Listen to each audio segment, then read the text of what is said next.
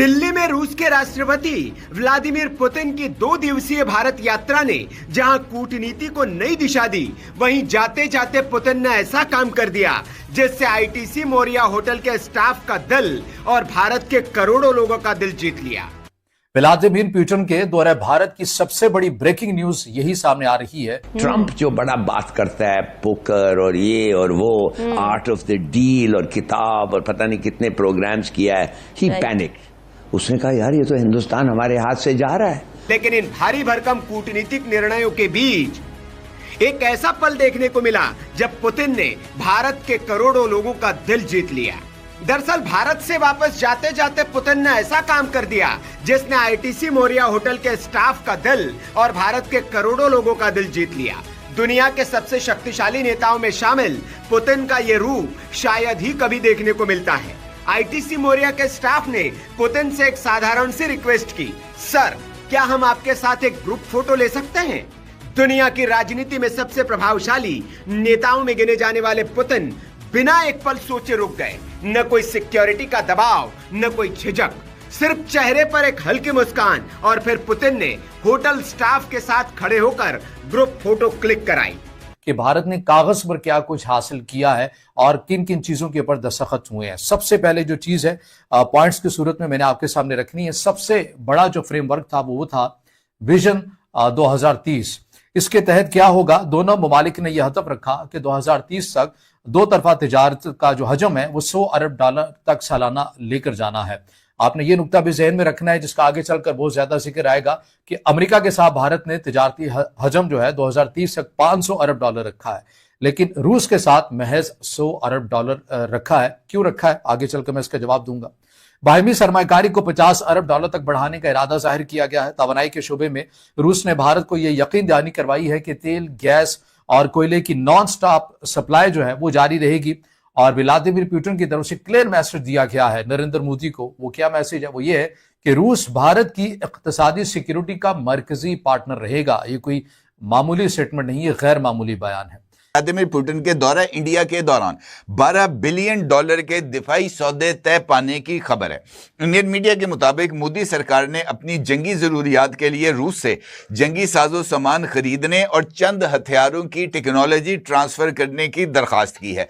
Report के मुताबिक भारतीय विश लिस्ट में जिस सामान का मुतालबा किया गया है उसमें BrahMos NG, long range BrahMos variant, BrahMos 2, RD-191M ये रॉकेट इंजन्स और उसके साथ S-400 के 5 मजीद squadrons, RVV-BD, R-37M AA-13 missiles और S-400 के इंटरसेप्टर मिसाइल्स की एक बहुत बड़ी खेप, जिसके बारे में 2 इतलात हैं। एक इतलात के मुताबिक इंडिया ने 280 S-400 इंटरसेप्टर मिसाइल्स की दरखास्त की है, जबकि दूसरी रिपोर्ट के मुताबिक इंडिया की तरफ से 1280 इंटरसेप्टर मिसाइल्स रशिया से लेने और उसके साथ साथ ये जो इंटरसेप्टर मिसाइल्स हैं इसकी टेक्नोलॉजी इंडिया को ट्रांसफर करने की दरखास्त भी की गई है। इसके साथ साथ इंडिया ने Su-30 जो उनके पास रशियन जंगी तैयारे हैं उनकी अपग्रेडेशन के साथ साथ रशियन टैंक्स T-90 की अपग्रेडेशन की दरखास्त भी की है। इसके साथ साथ रशिया का सबसे जिसे हम कह सकते हैं ताकतवर रिडार सिस्टम, जिसको वुरवेंस रिडार सिस्टम कहा जाता है, इंडिया की तरफ से इस रिडार सिस्टम को एक्वायर करने की ख्वाहिश का इजहार भी किया गया है। फिर इसके साथ जो मजीद जो चीजें हुई हैं वो ये कि न्यूक्लियर और इंफ्रास्ट्रक्चर जोहरी तवानाई के प्रोजेक्ट खसूसन कोंडाकुलम न्यूक्लियर पावर प्लांट की तोसी पर बात की गई है। ट्रांसपोर्ट कॉरिडोर्स, कनेक्टिविटी और यानी रूस, भारत, ईरान के रास्तों को मजबूत करने पर जोर दिया गया है। ईरान का इस हवाले से तफसील के साथ जो जिक्र है वो मैं आगे चलकर करूंगा कि ईरान का जिक्र क्यों आया है इस दौरे के दौरान। और फिर इसमें आ जाइए दूसरे इस हिस्से के अंदर कि दिफाई मैदान में भारत को क्या कुछ मिला है। पहले उस हिस्से को मैं आपके सामने रख देता हूं कि भारत को क्या कुछ नहीं मिला है या जो नहीं हुआ है वो क्या क्या पॉइंट्स हैं, वो चीजें ये हैं। ये दिफाई मैदान की बात कर रहा हूं। इसमें जो सबसे पहला यह है कि कोई नया बड़ा दिफाई मुआहदा इस विजिट के दौरान नहीं हुआ। Su-500 जो कि रशिया का जदीद तरीन फाइटर जेट है जिसको खरीदने में भारत अपनी दिलचस्पी का इजहार करता है और रूस की तरफ से भी ये पेशकश है कि हम अपनी इस टेक्नोलॉजी की प्रोडक्शन जो है वो भारत के अंदर लाकर करने के लिए भी तैयार हैं। और इस ज़मन में जो रूस का वक्त था उसने हाल इंडस्ट्री का दौरा भी किया है। वो इंडस्ट्री जो कि इंडिया के अंदर, इंडिया के जो फाइटर जेट है वो बनाती है, जाहिर है ये इंडिया ही की कंपनी है, लेकिन उसके बावजूद भी कोई बाज़ाब्ता तौर के ऊपर, सरकारी सतह के ऊपर कोई ऐसी चीज साइन नहीं हुई है। दूसरी बात कर लीजिए S-400 फजाई दिफाई निज़ाम की। 2018 के अंदर 5 S-400 दिफाई निज़ाम भारत ने ये खरीदे थे और इन 5 में से 3 तो भारत को दे दिए गए थे, लेकिन 2 अभी भी देने हैं, रूस की तरफ से भारत को आने हैं और भारत को इसकी अशद जरूरत भी है। लेकिन इस हवाले से भी अभी तक इस विजिट के दौरान कोई ऐसी चीज, कोई ऐसी तारीख हमारे सामने नहीं आती है। फिर बात करते हैं S-500 की, जो कि रशिया का जदीद तरीन दिफाई निज़ाम है। इसमें भी भारत ने अपनी दिलचस्पी दिखाई थी कि हमें ये लेना है और रूस ने भी इसके अंदर वही पेशकश की कि हम ये ना सिर्फ आपको ये देंगे बल्कि भारत के अंदर ही आके हम प्रोडक्शन करने के लिए भी तैयार हैं।